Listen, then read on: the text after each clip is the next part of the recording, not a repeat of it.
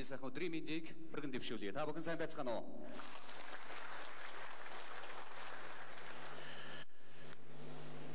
Нэгдүгээр зууны хөгжлийн хурдсуур бол ялдч байхгүй энэ салбар. Тэмдэж тэргүүлэх гэж хэлэгдэж байгаа энэ салбарын хөгжлийг эх орон цаашлаад дэлхийн ертөнц өөрсдөө хөгжил гэж хардаг юм а. Монгол улсын шинжилгээний засгийн газрын хэрэгжүүлэгч агентлаг болох мэдээллийн технологи, шуудан харилцаа холбоо технологийн газар энэ өдөр 2013 оны 1-р сарын 16-ны өдөр эх орны 408 цаг хүстэйгаа Монголын ард түмэндээ шинжилгээний зорилтыг өөрийнхөө бүтээгдэхүүн болох хэвлэл мэдээллийн салбараар дамжуулж хүргэхэд бэлэн болж байна. Тийм ч учраас шинжилэл гэдэг үгийн цаана эх орны хөгжил, шинжилэл гэдэг үгийн цаана ямагт дэвшил, сайн сайхан зүйл байхын ерөөлийг өргөн дэвшүүлээд Монгол хүн учраас энэ эх орны ирээдүй сайхан байх ёстой, дэвшилтэй байх ёстой. Бидний өнөөдөр маргаашаас илүү сайхан байхаас гадна маргааш маань сайн сайхан дэвшилтэй байхыг ерөөлийг өргөн дэвшүүлээд мэдээллийн технологи, шуудан харилцаа холбоо технологийн газрын шинжилгээний 7 зорилтыг танилцуулах нээлттэй өдрөлийг эхлэхэд бэлэн болсон байгааг баяртайгаар дуулгая. Ингээд улс төрийн хөвчтөр, нийгмийн эдийн засгийн хөвчтөр шинжилэл эх орны хөгжилд ямагт тусгалаа олох болтугай гэсэн сайхан ерөөлийг өргөн дэвшүүлээд нээлттэй өдрөлгийг нээж өгүүлнэ үг юмэн. Шинжилгээний засгийн газрын тэргүүн Монгол улсын ерөнхий сайд Норвегийн Алтан хуйг таныг хүндэтгэлтэйгээр өргөн залъя. Хүлээн авцгаая үдэрэ.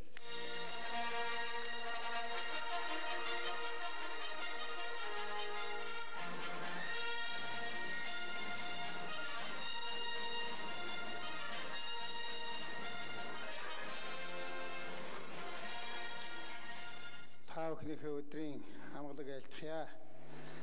За өнөөдөр Монгол улсын мэдээлэл харилцаа холбоо шуудангийн чиглэлээр цаашдаа ямар хөө өөрчлөлт, ямар хөө шинжилэл хийх гэж байгаа юм бэ гэдгээ ярихаар та бүхэн суглаад байна. Өнөөдөр энэ салбарт хийх 7 шинжилгээг илтгэгчид танилцуулах юм. За би ерөнхий сайдын хувьд энэ 7 шинжилэл илтгэлийг бол өмнө нь бас манай офис дээр бас сонссон байгаа. Бид нар 7 хоног бүхэн 5 дахь өдөр бүхэн манай мэдээллийн технологийн багийнхныг урьж Монгол улсын шинжилэл өөрчлөлтөнд мэдээллийн технологи ямар их чухал үүрэгтэй болох вэ? Бид нар юуг нь яаж өөрчлөх шаардлагатай байна вэ гэдгээр 7 хоног бүхэн ярьдаг юм аа. Тийм учраас би энэ талын мэдээлэл бол нэлээд одоо авсан мэдсэн байгаа. Өнөөдөр одоо ингээ харахад бол манай Жаданбаа дарга нэлээд сайхан том амбицтайгаар эхэлж байгаа юм байна. Дэлхийд байхгүй iPad хийгээ тавьчихсан шүү гэж байна. Цаа талд нь сансрын одоо хөлөг биш юм а, дагуул юм а. Монгол хүн бүхэн хүсэлтэй мөрөөдөлтөй бид нар Монголда сайхан амьдрах ёстой л да. Өнөөдөр манай өөрийн үндэсний хиймэл дагуул гэдэг бол тийм их холын мөрөөдөл бас биш болсон байгаа. Бид нар 2 дагуулын тухай ярьж байгаа. Нэг нь нам орбитэд хөөргөх тандас судалгааны дагуул байгаа. Нөгөөх нь арай тэрнээс өндөрт хөөрх эргэж байхаа харилцаа холбооны хиймэл дагуул байгаа. Бид нар энийг бол ерөнхий шийдлээ бол засгийн газар гаргачихсан. Одоо пепер буюу одоо цаасан сателлитээгаа бол хийгээд зохих одоо байгууллагуудтайгаа зөвшөлдсөд ямар орбит, ямар цэг дээр нь яаж хийх вэ гэдэг ингээд тодорхой хэмжээний ажил яриад явж байгаа юм аа. Өнгөрсөн 4-5 сарын хугацаанд бид нар мэдээллийн технологи улс орон хөгжихэд, хүмүүсийн ахуй амжиргаа дээшлэхэд, төрийн хүнд сурталыг халахад мэдээллийн технологи ямар чухал үүрэгтэй юм бэ гэдгийг уулзах бүхэндээ, ярилцах бүхэндээ улам бүр мэдэрч байгаа. Тэгвэл зүгээр ярилцаад байгаа юм биш, бид нар энэнийг манай ард иргэдийн хэрэглээ болгож хувиргах шаардлага бол үүсэж байгаа. Зөвхөн iPad биш ээ. Зөвхөн iPhone биш ээ.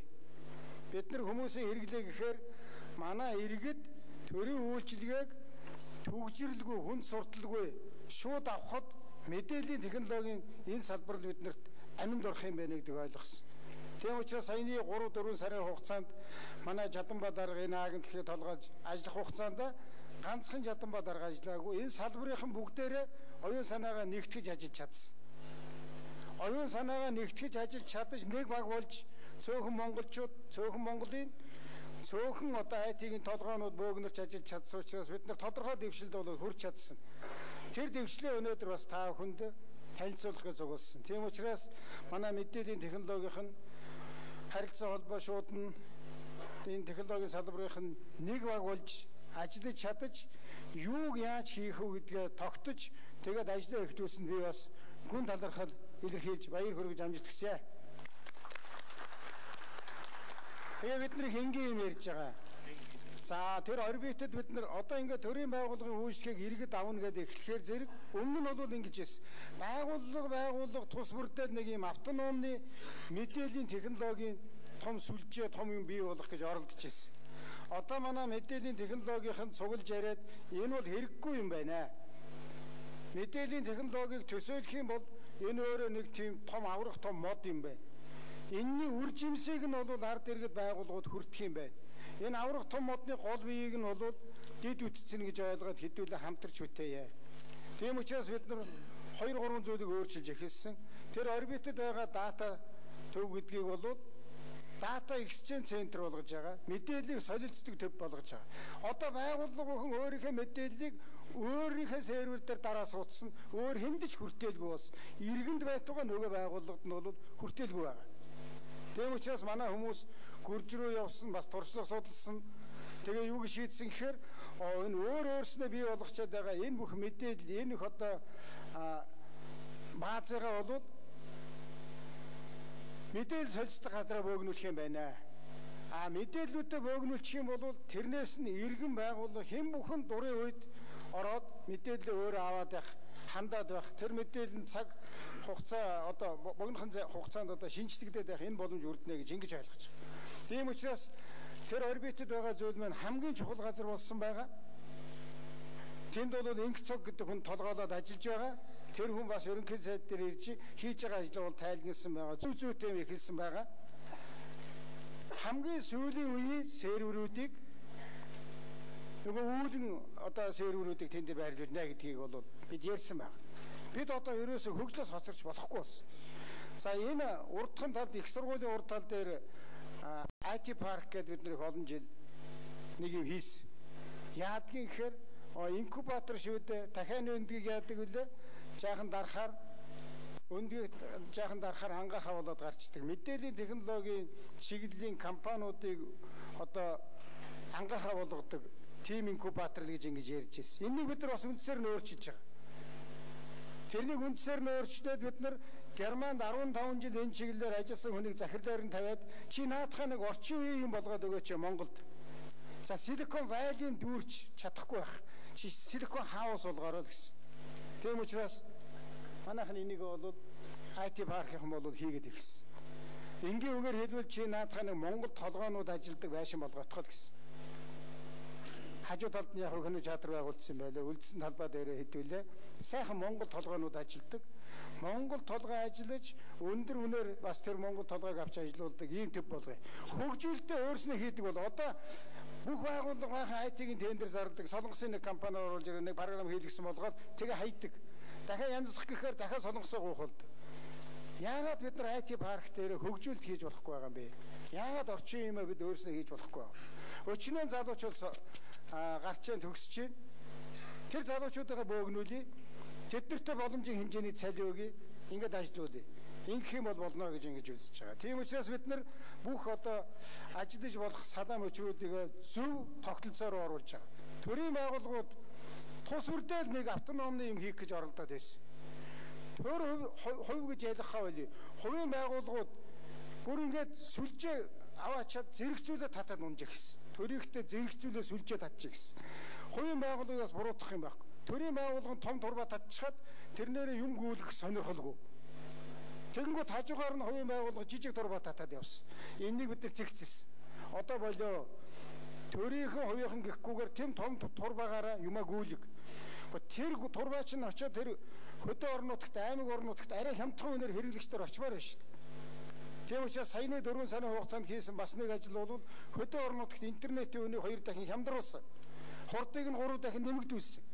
Гэхдээ яах гэж энэ олон турбаа, би турбаа гэж хэлээд энэ дэ шилэн кабель татсан юм аа. Энийг зөв зүйтэй ашиглаач.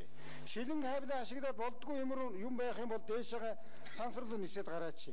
Монгол шиг юм өргөн удам нутагтай газар бол бас хиймэл дагуул байхад хэрэгцээтэй байна. Олон нөхцөлдөө бол шаардлагатай байна. Бид нар аль юм болгон юм байх вэ? Өшөө хүч тамир орлого яах вэ? Тийм учраас хиймэл дагуул болоод бусад зүйлээ бид нар хүнээс дутахгүй, бусад улсаас дутахгүй хийе. Төрийн бүх байгууллага 80 гаруй байгууллага байгаа. Энийг бүгдээр ингэ интранетээр холбоё. Дээр нэг шийдвэр гаргасан чинь мэдээж ямар нэг юм хийхэд эсэргүүцэл учирчил таараа. Төрийн байгууллагуудыг бид нар юу гэж хэлсэн гэхлээр бүх компьютер чинь интернетэд холбогддог наад нэг мангар юм болооч л гэсэн. Тэр интернетээс салга. Тэгэхдээ харин үнэхээр интернеттэй байн харьцдаг шаардлагатай гэж үзэж байгаа нэг хэдэн компьютераа тусдаа тавьчих. Чи наад санднаасаа босоод тэрэн дээр очиод коридортойгоо компьютертойгоо харьцаад интернетийг харьц эндээс мэдээлэл аав гэсэн. Манайхан юу гэж гуйлж яах вэ гэхээр төрийн бүх байгууллагыг бүгдийн интернетээс салгаа хийх юм гинэ. Алтууийг чулуун зэвсгийн хүн юм шиг байна. Би тийм юм бодоогүй. Яагаад тэрнээс салгаж байгаа вэ гэхлээр өндөө бол бас манай төрийн байгууллагад 100% биш л дээ. Зүгээр нэг өхрийн эвэр дөрөхөөр 1000 өхрийн эвэр дөргөөд байгаа. Нэг хэсэг нь ажлаа хийхэ болсон. Иргэдэд үүсгэх болсон. Иргэний нүүр царай руу харж амаараа хариулт өгөх болсон. Ерөөсөө нүдний доор. Хэрэгтэй хэрэггүй вебсайт руу ордог, коммент бичдэг. Ийм юмыг л хязгаарлая гэсэн. Тийм учраас бид нар зүгээр хаадаг хоригддаг системээр яваагүй. Интернетийг нь бий болгож өгч байгаа.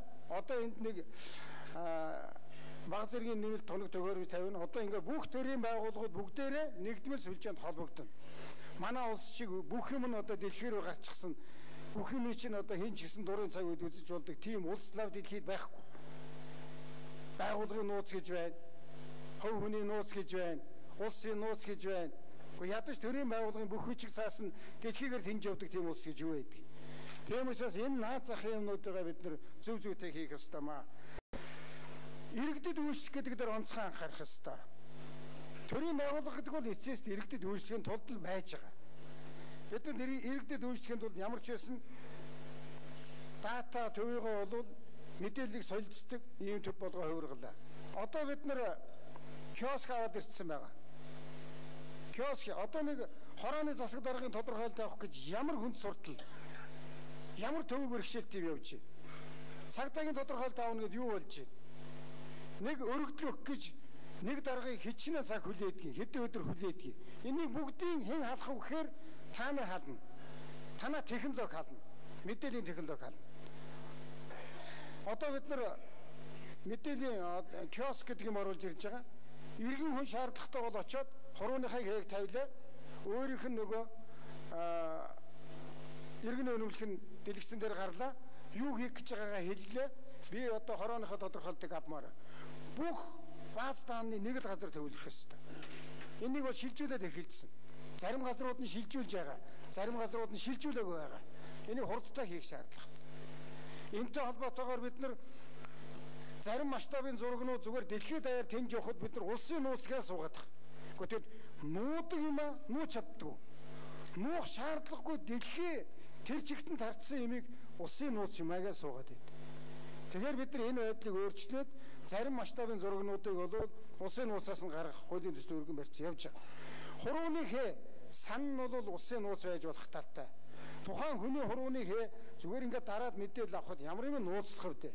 Ингээд юмыг ерөөсөө чөдлөл боомлол бас олон жил болсон ба. Энэ бүхнийг бид нар өөрчилж байгаа. Тийм учраас манай иргэд бол одоо хурууныхаа хээгээр дарлаа. Тэр машинаас шаардлагатай бүх мэдээлэл аавна. Тэгэхдээ тэр машины мэдээлэл нь өөрөө дата exchange центр дээр байх учраас нэн даруйтлаг бүх мэдээллүүдийг богинох шаардлагатай.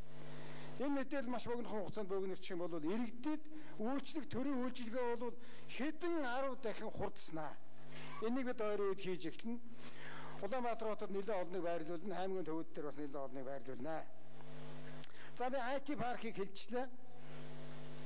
төвшин дээр захирал энийг хурдхан шиг силикон хаус болгоорой.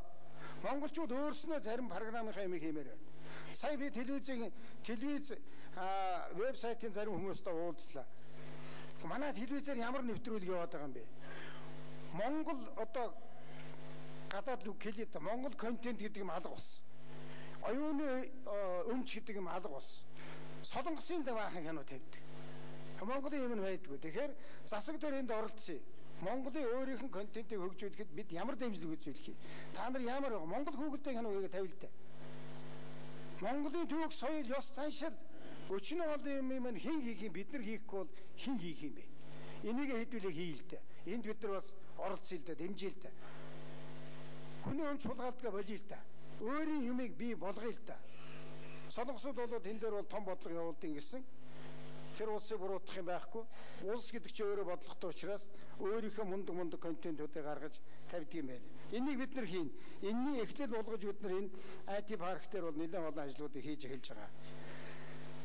Араатыг бид нар яаж хөгжүүлэх юм бэ гэж сонссон. Одоо өнөөдөр нэг хотоос гараад яхаа явж байгаа юу гэжээсээ тэгэл таг болдог.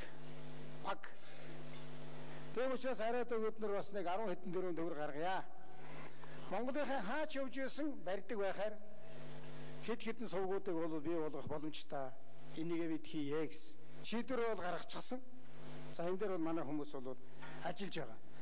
FM гэдэг нэг жоох юм яваад зогсчдгийг бол бид нар арай өргөн дэлгэр болгож өгч байна. Шуудангийн үйлчилгээ. Хөрөнгө сайд болчиход энэ шуудангийн үйлчилгээг яаж өөрчлөх та нар аваад ир гэсэн. Амбсын үеийн аймаар юм авчирсан. Ингэж өөрчлөх гинэ шууд. Ийм юм байхгүй. Та нар зах зээлд ороод 20 хэдэн жил бас. Зах зээлийн маягийн шуудангийн шинжилгээг аваад ир гэсэн. Маш сайн юм авчирсан. Одоо бид нар тэрнийг хийн. Тэрнийг эхлүүлж байгаа. Аймагуд руу шуудан тогтмол явдаг. Тогтмол ирдэг. Шаардлагатай бол 7 буудлын должин эмээ очоо шуудангаа авчдаг. Тэр боломжийг бид нар бүрдүүлэхийн тулд шинжилгээ хийж эхэлж байгаа. Бусад газрууд хийгээд болоод байна шүү дээ. Бидний хэдхэн километр алхангууд бусад улсад бүх юмнууд болоод байна. Манад орж ирэхээр л өөр болчиход байгаа. Тийм учраас энийг бид нар өөрчилж байгаа. Монголын шуудангийн үйлчилгээ шин шатанд гарч байгаа. Энийг бол бид нар аятайхан иргэддээ хөрсөн төвөж хэрэгдэл багтаа юм. Одоо жишээлх юм бол таны утас руу мессеж очин та хажуудаа байгаа шуудангийн салбар гэдэг юм байхгүй. Тусад нь гадна талд нь юм тавьчихж болох юм байна. Тэнд очиод код өгнө. Тэр кодоор нь ороод онгоолгоод өөртөөсөн шуудангаа авчих. Тим юмнуудыг маш олон газруудад бол байрлуулж байна. Хамгийн энгийн зүйлүүдийг л бид нэр хэлж. За төгсгөлд нь хиймэл дагуул. Хиймэл дагуулаар ихсэн юм чи би хиймэл дагуулаар дуусгачих гэж бодож байна. Одоо Монгол шиг бидний их олон газрыг судалж үзлээ л дээ. Ямар хичнээн хүнтэй, ямар одоо газар нь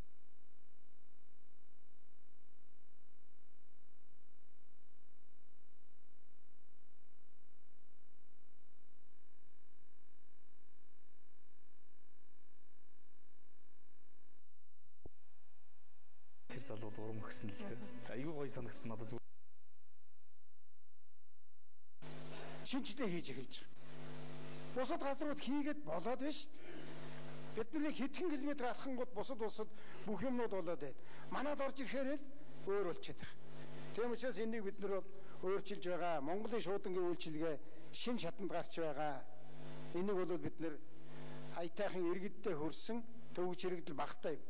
Одоо жишээлх юм бол таны утас руу мессеж очин та хажуудаа байгаа шуудангийн салбар гэдэг юм байхгүй. Тусад нь гадна талд нь юм тавьчихж болох юм байна. Тэнд очиод код өгнө. Тэр кодоор нь ороод онгоолгоод өөртөөсөн шуудангаа авчих. Тим юмнуудыг маш олон газруудад бол байрлуулж байна. Хамгийн энгийн зүйлүүдийг л бид нэр хэлж. За төгсгөлд нь хиймэл дагуул. Хиймэл дагуулаар ихсэн юм чи би хиймэл дагуулаар дуусгачих гэж бодож байна.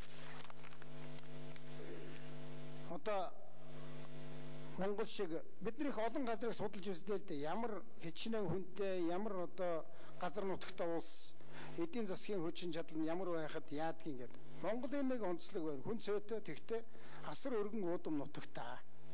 Тийм учраас бид нар мэдээлэл харилцаа холбооны ажил, фандан судалгааны ажилд бол бас өөрийн гэсэн хиймэл дагуулаа хөөргөж, өөрийн гэсэн мэдээлэл авах нь зүйтэй юм а гэж ингэж үзсэн. Энэний бол тээ зүг бол Японууд хийсэн. одоо бид нар цаасан дээрээ энэ ажлаа бол хийгээд явж байна. Ингээд Монгол улс бол дэлхийн хөгжлөөс бол хоцрохгүй. Монгол хүний амьдрал дэлхийн хүмүүсийн амьдрал руу аажмаар ойртож очих учиртай. Тэрнийг хийж чадах, тэрнийг авчирч чадах, тэрнийг урагшлуулж чадах тэр хүмүүс нь манай энэ салбарын мэдээлэл харилцаа технологийн шуудангийн салбарын шүү. Та бүхэндээ Монгол хүнийхээ төлөө үйлчилж гэрлийн хурд гэж ярьдаг. Танай бүх юм чинь гэрлийн хурдаар явдаг. Гэрлийн хурдыг за одоо иргэдийн амьдралд гэрлийн хурдаар очивол маргааш бүх юм нөөцлөж, цагийн дараа бүх юм нөөцлөж байгаа. Арай тэгж амжихгүй байх.